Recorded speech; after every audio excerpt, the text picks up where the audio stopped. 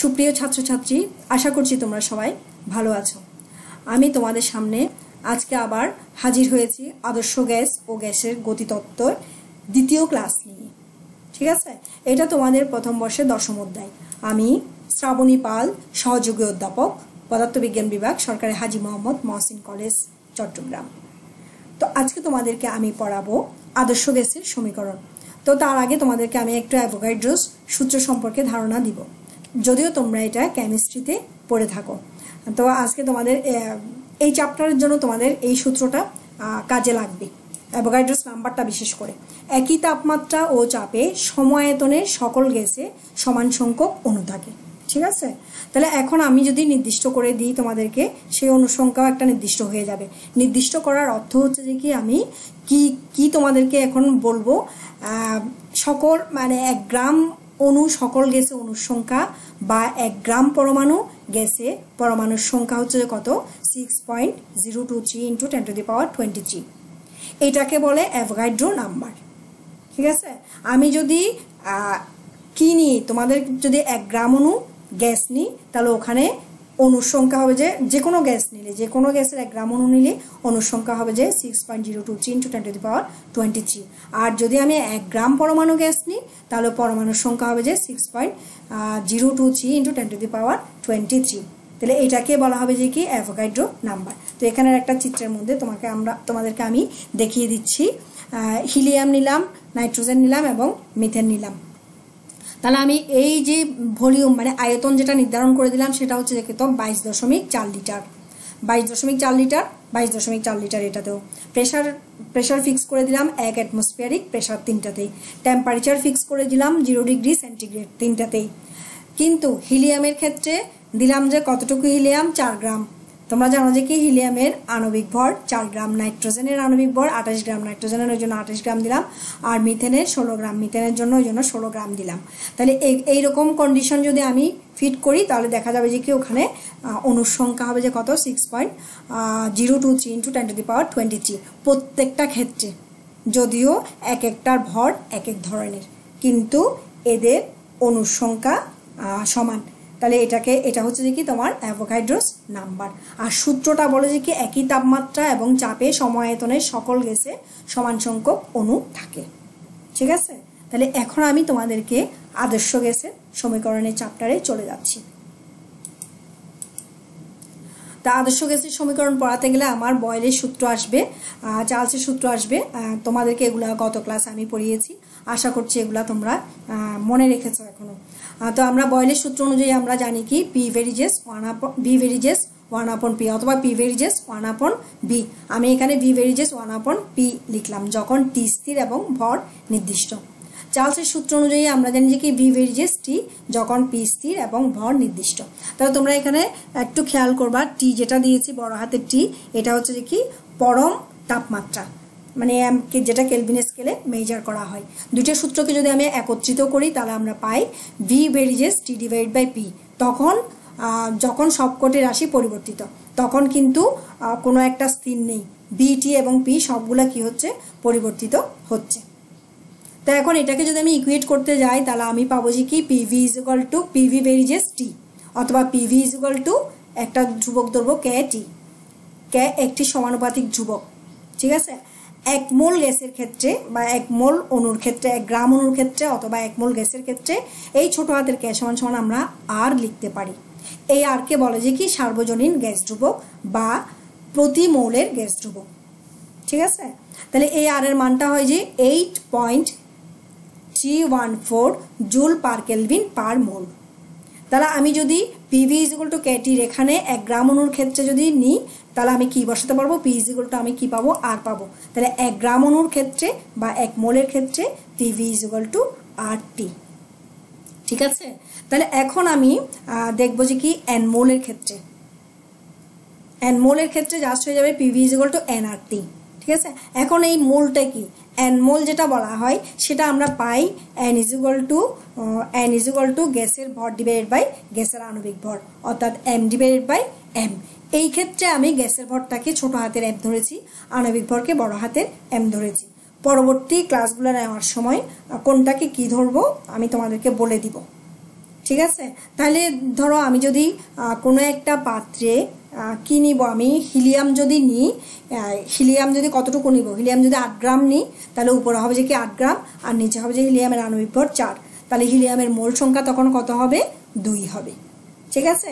আর যদি আমি 30 গ্রাম নাইট্রোজেন নিয়ে কাজ করি তাহলে মোল সংখ্যা কত হবে, তখন n = হবে যে কত, উপরে হবে যে 30 গ্রাম আর নিচে হবে যে কি 28 গ্রাম।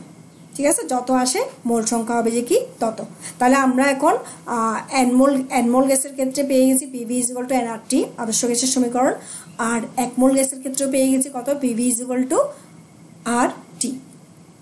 তা এখন তোমাদেরকে এখানে আমি আরেকটি ধ্রুবকের কথা একটু বলবো, বোল্টজম্যান ধ্রুবক যেটাকে বলা হয়, কে দিয়ে ডিনোট করা হয়, ওই কে = হয় যে কত, R/Na, Na মানে অ্যাভোগাড্রোর সংখ্যা।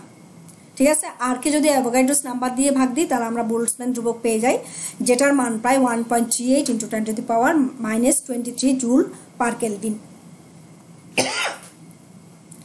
একে কি বলা হয় দেখো, প্রতি অণুর গ্যাস ধ্রুবকও বলে। তাহলে আমরা এখান থেকে আমরা বলতে পারি আর এবং কে এর মধ্যে পার্থক্যটা কি।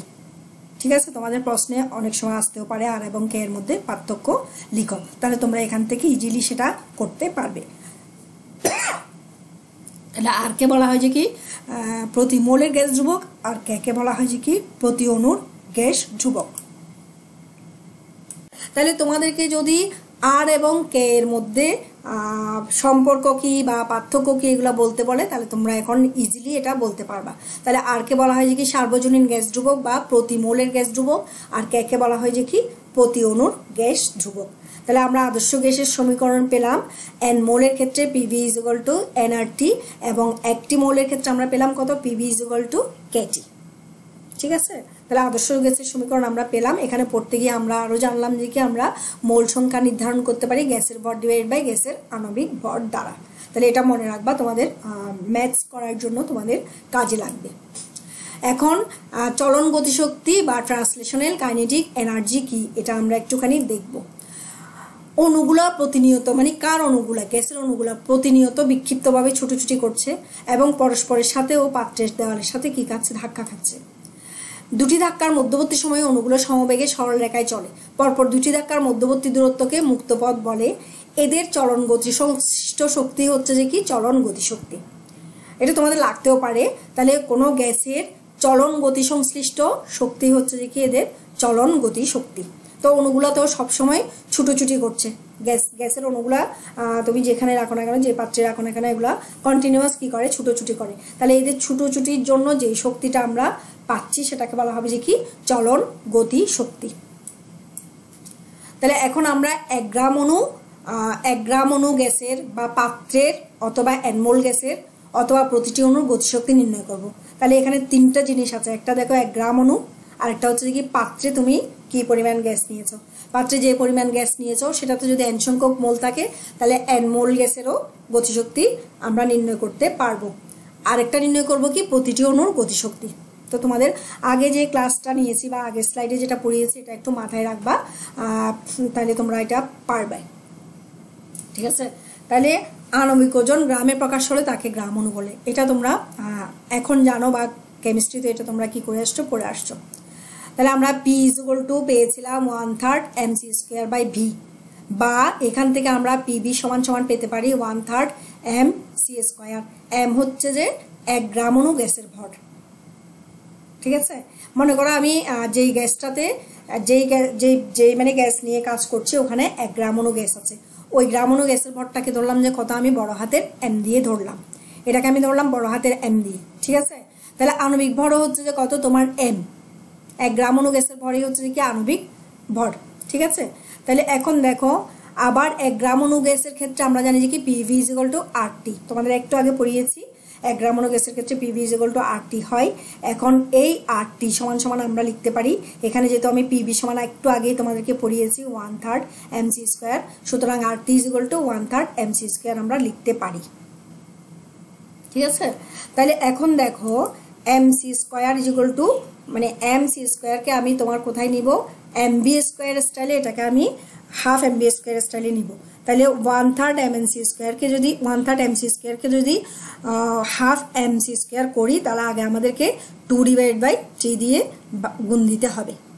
তাহলে এটা ইজ ইকুয়াল টু আমরা পাচ্ছি কত, RT বা 2/3 এটাকে কাইনেটিক এনার্জি বা তোমাদের একটু আগে যে একটা চলন গতিশক্তি পড়িয়েছি সেটাই হচ্ছে যে কি হাফ mc স্কোয়ার। আমরা হাফ mb স্কোয়ার পড়েছি যেভাবে কোনো একটা বস্তুর ভর যদি ভি হয়, এটা যদি বস্তুর ভর যদি এম হয়, এটা যদি ভি বেগে চলে তাহলে তার গতিশক্তি হয় যে কত, হাফ mb স্কোয়ার। অনুরূপভাবে আমরা লিখতে পারছি এখানে হাফ mc স্কোয়ার। তাহলে 1 মোল গ্যাসের গতিশক্তি আমরা পাচ্ছি 2/3 ইজ ইকুয়াল টু RT বা ইজ ইকুয়াল টু আমরা কি পাবো, 3/2 RT, যা হচ্ছে 1 মোল গ্যাসের গতিশক্তি। ঠিক আছে, তারপরে আসো তোমার পাত্র বা n মোল গ্যাসের গতিশক্তি। যেহেতু আমরা 1 মোল গ্যাসের গতিশক্তি পেয়ে গেছি, এখানে যদি n দিয়ে গুণ দিই তাহলে আমি পাত্র বা n মোল গ্যাসের গতিশক্তি আমি পেয়ে যাব। পাত্রে যদি n মোল থাকে আর কি, তুমি যে কোনো পরিমাণ গ্যাস থাকুক ওটাকে তুমি মোলে নিয়ে নিতে পারবা ইজিলি। তাহলে তখন ইজ ইকুয়াল টু হয় যেহেতু কত তোমার 3/2 nRT। ঠিক আছে, তাহলে আমরা দুইটা পেয়ে গেলাম, একটা হচ্ছে কি 1 গ্রাম অণু গ্যাসের আর একটা হচ্ছে পাত্র বা n মোল গ্যাসের। এখন আমরা প্রতিটি অণুর গতিশক্তি নির্ণয় করতে যাব। তাহলে এখানে তোমার যেহেতু 1 মোল গ্যাসের গতিশক্তি আছে, এই 1 মোল গ্যাসে কয়টা অণু আছে আমরা ওটা বের করব। 1 মোল গ্যাসে অ্যাভোগাড্রোর সংখ্যা, এটা আমরা একটু আগে তোমাদেরকে অ্যাভোগাড্রোর সূত্র পড়াতে গিয়ে পড়িয়েছি। 1 মোল গ্যাসে অ্যাভোগাড্রোর সংখ্যার সমান সংখ্যক অণু থাকে এবং এটাকে আমরা n দ্বারা ডিনোট করে থাকি। তাহলে প্রতিটি অণুর গতিশক্তি ইজ ইকুয়াল টু আসবে যে তোমার na কে ওই যে 1 মোল গ্যাসের গতিশক্তি আমরা পেয়েছিলাম না 3/2 RT, এখন এই 3/2 RT কে n দিয়ে ভাগ দিলে প্রতিটি অণুর গতিশক্তি আমরা পেয়ে যাই।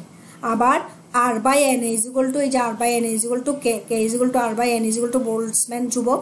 তাহলে আমরা প্রতিটি অণুর গতিশক্তি ইজ ইকুয়াল টু পেয়ে যাই যে কি 3/2 kT। ঠিক আছে, তাহলে এই একটা ছোট্ট পড়ার মধ্যে আমরা তিনটা জিনিস পেয়ে গেছি। একটা হচ্ছে কি 1 গ্রাম অণু গ্যাসের গতিশক্তি যেটা কিনা ইজ ইকুয়াল টু 3/2 RT, আরটা হচ্ছে যে কি n মোল গ্যাসের গতিশক্তি ইজ ইকুয়াল টু 3/2 nRT, আরটা হচ্ছে যে কি তোমার প্রতিটি অণুর গতিশক্তি ইজ ইকুয়াল টু 3/2 kT। ঠিক আছে, তাহলে এই ইকুয়েশনটা পড়াতে গিয়ে এই ইকুয়েশনটা মানে করতে গিয়ে তোমরা এখানে দেখলা যে কি আর যেহেতু ইউনিভার্সাল গ্যাস কনস্ট্যান্ট এবং 3/2 কি স্থির, 3/2 এর মানও কি স্থির, ওই জন্য তোমার ই ভেরিজেস টি, অর্থাৎ গতিশক্তি তাপমাত্রার সমানুপাতিক। ঠিক আছে, এবং তোমরা দেখবা যে কি টি এর মান যদি তোমরা পরম তাপমাত্রা যদি 0 ডিগ্রি কেলভিনে নিয়ে যাও অর্থাৎ -273 ডিগ্রিতে নিয়ে যাও, তাহলে গতিশক্তি কি হয়ে যায়, শূন্য হয়ে যায়, অর্থাৎ মানে অণুগুলো তখন আর কোনো নড়াচড়া করে না, একদম স্থির হয়ে যায়। তাহলে এখান থেকে তোমরা গতিশক্তির সাথে টেম্পারেচারের সম্পর্কটাও তোমরা এখান থেকে দেখতে পাচ্ছ। যদি তোমাদের ওই ধরনের প্রশ্ন আসে এটার আনসারও তোমরা আশা করছি এখান থেকে দিতে পারবে। ঠিক আছে, তারপরে আমি পরের আরেকটা টপিকসে তোমাদের চলে যাচ্ছি। তাহলে এখন আমি 1 গ্রাম অণু, পাত্র বা n মোল গ্যাসের এবং প্রতিটি অণুর গতিশক্তি আমি তোমাদেরকে এখানে দেখালাম। তো এর পরবর্তী যে ক্লাসটা আমি তোমাদেরকে নিব সেটাতে আমি এইগুলোর উপর ডিপেন্ড করে অঙ্ক করাতে চেষ্টা করব। ঠিক আছে, তারপরে দেখো এখন পরম তাপমাত্রার সাথে অণুর মূল গড় বর্গবেগের সম্পর্ক। এটা একটু খেয়াল করো, এটা একটু ইম্পর্টেন্ট মানে আমার মনে হয়েছে আর কি, যে পরম তাপমাত্রার সাথে অণুর মূল গড় বর্গবেগের সম্পর্ক। তাহলে আমরা P = 1/3 ρc² পেয়েছিলাম একদম প্রথমে যে তোমাদেরকে গ্যাসের চাপের সমীকরণ পড়িয়েছি ওখানেই পেয়েছি। এখন আমরা করব কি PV একটা V ইনক্লুড করব, এখানে V ইনক্লুড করলে এখানেও V ইনক্লুড হয়ে যাবে, 1/3 V ρc² হয়ে গেছে। এই c²টা আমি আবারও বলছি তোমাদেরকে, এই সিটা হচ্ছে যে কি গ্যাসের রুট মিন স্কয়ার ভেলোসিটি। ঠিক আছে, মূল গড় বর্গবেগ, এখানে যে তোমার অণুর মূল গড় বর্গবেগের সম্পর্ক দেখাবো, এই সিটা হচ্ছে যে কি সেই সি। এখন এক গ্যাসের একটি অণুর ভর, এখন দেখো অণুর একটি অণুর ভর আবার ধরেছি ছোট হাতের m, অণুর সংখ্যা যে বড় হাতের n। ঠিক আছে, যেই পরিমাণ আমি গ্যাস নিয়েছি, মনে করো একটা পাত্রে কাজ করছি, ওখানে আমি n সংখ্যক অণু আছে, প্রতিটা অণুর ভর হচ্ছে যে কত ছোট হাতের m। তাহলে ওই গ্যাসের আমি ভর নির্ণয় করতে পারবো কিভাবে, nm করে আমি প্রতিটা অণুর ভর মানে গ্যাসের ভর আমি নির্ণয় করতে পারবো। তাহলে মোল সংখ্যা হচ্ছে যে কি ওই যে পাত্রে আমি গ্যাস নিয়েছি সেখানে মোল সংখ্যা আছে যে কত n, এবং ওই গ্যাসটার আণবিক ভর হচ্ছে যে কত, আণবিক ভর হচ্ছে যে বড় হাতের m। এত হলে তাহলে আমরা কি পাচ্ছি দেখো, PV = 1/3 VMN/V। ঠিক আছে, রো এর জায়গায় রো = আমরা জানি যে কি, তোমরা এখানে একটু খেয়াল করো জিনিসটা আমি লিখে দিয়েছি, ভাঙিয়ে ভাঙিয়ে লিখে দিইনি তোমাদেরকে। রো = আমরা জানি যে কি ঘনত্ব = ভর / আয়তন। হ্যাঁ, এখন গ্যাসগুলোর ভর হচ্ছে যে কি, তুমি যদি পুরো গ্যাসটা নাও ওই গ্যাসগুলোর ভর হবে যে বড় হাতের n গুণ m, যেহেতু বড় হাতের n সংখ্যক অণু আছে প্রতিটা অণুর ভর m, ওই জন্য nm, আর আয়তন তো v আছে, তাহলে এখানে v ক্যান্সেল হয়ে গিয়ে 1/3 nmc² রয়ে গেছে। তাহলে PV = আমরা কত পেয়েছি, 1/3 nmc²। এখন মোল সংখ্যা কত আমরা দেখব। মোল সংখ্যা সমান সমান আমরা জানি যে কি গ্যাসের ভর, যেটা আমরা বড় হাতের n ছোট হাতের m ধরেছি, বড় হাতের n ছোট হাতের m কে গুণ দিলে আমি ওই পাত্রে যে পরিমাণ গ্যাস নিয়েছি তার ভর পেয়ে গেলাম, আর বড় হাতের m দিয়ে যদি আমি ভাগ দিই তাহলে আমি কি পেয়ে যাব, মানে আণবিক ভর দিয়ে যদি গ্যাসের ভরকে যদি আণবিক ভর দিয়ে ভাগ দিই তাহলে আমি মোল সংখ্যা পেয়ে যাচ্ছি। ঠিক আছে, তাহলে এখানে তোমার দেওয়া আছে nm, তাহলে এই ইকুয়েশন থেকে আমি nm সমান সমান বের করতে পারছি বড় হাতের m ছোট হাতের n। তাহলে PV = আমরা পেয়ে গেলাম 1/3 ছোট হাতের n বড় হাতের m c²। ঠিক আছে, যেহেতু পাত্রের মধ্যে n সংখ্যক মোল আছে, আবার আমরা গ্যাসের যে সমীকরণ তোমাদেরকে পড়িয়েছি n মোলের জন্য PV = জানি যে কি nRT। তাহলে এই PV এর জায়গায় আমি কি বসাবো, nRT বসাবো। তাই nRT = 1/3 ছোট হাতের n বড় হাতের m c², বা RT = 1/3 mc²। ঠিক আছে, তাহলে এখন আমি এখান থেকে c এর যে মানটা পাবো সেটা হচ্ছে যে কি √3RT / বড় হাতের m, 1 নাম্বার সমীকরণটা। ঠিক আছে, তাহলে এই ইকুয়েশনটাকে এখন আমি এই c কে আমি r এর মাধ্যমে প্রকাশ করেছি এখানে, এখন আমি তোমাদেরকে এটাকে k এর মাধ্যমে প্রকাশ করলে কি হয় সেটা দেখাবো। তাহলে k এর মাধ্যমে প্রকাশ করলে সেটা হবে যে কি, আবার অ্যাভোগাড্রোর সংখ্যা Na হলে Na সংখ্যক পরমাণুর ভর হবে যে m গ্রাম, বড় হাতের m। ঠিক আছে, সুতরাং বড় হাতের m সমান Na অ্যাভোগাড্রোর সংখ্যা গুণ m। আবার দেখো খেয়াল করে, আণবিক ভর হয় যে অ্যাভোগাড্রোর সংখ্যা গুণ m, প্রতিটা অণুর ভর। ঠিক আছে, আমি আশা করছি বুঝতে পেরেছো। এইখানে ছোট হাতের mটা হবে যে কি প্রতিটি অণুর ভরে, এই mটা যেটা ধরেছি সেটা। তাহলে আমরা k = r / na পাই, সুতরাং c = 3RT / m ছিল, √3RT / m ছিল। এখন r এর জায়গায় আমি বসিয়ে দিতে পারি kNa, 3kNaT, আর নিচে আসছে তোমার Na, m এর জায়গায় আমি কি বসাচ্ছি NaM। তাহলে কাটাকাটি গিয়ে আমার রয়ে যাচ্ছে 3kT / ছোট হাতের m। তাহলে আমি যদি k এর মাধ্যমে প্রকাশ করি c, সেটা হয় যে কি √3kT / ছোট হাতের m, আর যদি r এর মাধ্যমে প্রকাশ করি c, সেটা হয় যে কি c = √3RT / বড় হাতের m, অর্থাৎ আণবিক ভর, আর k এর মাধ্যমে প্রকাশ করলে প্রতিটি অণুর ভর। ঠিক আছে, তাহলে এখন 1 নং অনুযায়ী দেখো, 1 নং অনুযায়ী আমি যদি c² নিই তাহলে এখানে পাবো যে 3RT / m। দেখো এখানে তুমি যদি হাইড্রোজেন গ্যাস নাও, শুধুমাত্র হাইড্রোজেন গ্যাস নাও আর কি, অথবা শুধুমাত্র অক্সিজেন গ্যাস নাও, সেই ক্ষেত্রে r তো সবার জন্য ধ্রুবক, আর mটা আমি যদি হাইড্রোজেন গ্যাস নিই তাহলে mটা হাইড্রোজেন গ্যাসের জন্য ধ্রুবক। তাহলে সবকিছু ধ্রুবক আছে, c² বেরিজেস আমি পেয়ে যাই কি t। তাহলে 1 নং অনুযায়ী আমরা বলতে পারি গ্যাসের অণুর গড় বর্গবেগের বর্গ পরম তাপমাত্রার সমানুপাতিক। ঠিক আছে, তাহলে 1 নং অনুযায়ী আমরা কি বলতে পারতেছি, c² বেরিজেস t, অথবা c বেরিজেস √t। এখন আবার আসো, আমি আরো একটা কথা এখান থেকে বলতে পারছি, যদি পরম তাপমাত্রা স্থির থাকে তখন কি হবে। যদি পরম তাপমাত্রা স্থির থাকে তাহলে c ভেরিজেস হবে যে কি, c ভেরিজেস কত হবে তোমার 3R, তো সব গ্যাসের জন্য স্থির ধ্রুবক। ঠিক আছে, তাহলে c ভেরিজেস হয়ে যায় কি 1/√m, অর্থাৎ হালকা অণু ভারী অণুর তুলনায় বেশি ছুটোছুটি করে, অর্থাৎ হালকা অণুর বেগ তথা মূল গড় বর্গবেগ বেশি হয়, আর ভারী অণুর মূল গড় বর্গবেগ কম হয়। অর্থাৎ আমি পাচ্ছি কি c ভেরিজেস 1/√m। তাহলে আমরা এখান থেকে এই পড়াটা থেকে দুটা কনক্লুশন টানতে পেরেছি। একটা হচ্ছে যে কি গ্যাসের অণুর গড় বর্গ বেগের বর্গ পরম তাপমাত্রার সমানুপাতিক। আরেকটা হচ্ছে যে কি যদি পরম তাপমাত্রা স্থির থাকে তাহলে সি ভেরিজেস হয় যে 1/√। আর আণবিক ভর অর্থাৎ হালকা অণু ভারী অণুর তুলনায় বেশি ছুটোছুটি করে। তোমাদেরকে অসংখ্য ধন্যবাদ এই ক্লাসটা উপভোগ করার জন্য। পরবর্তীতে আমি তোমাদেরকে অঙ্ক করাবো। দেখি তোমরা সবাই ভালো থেকো, এখনো মাস্ক পরে চলাফেরা করো, ঠিক আছে।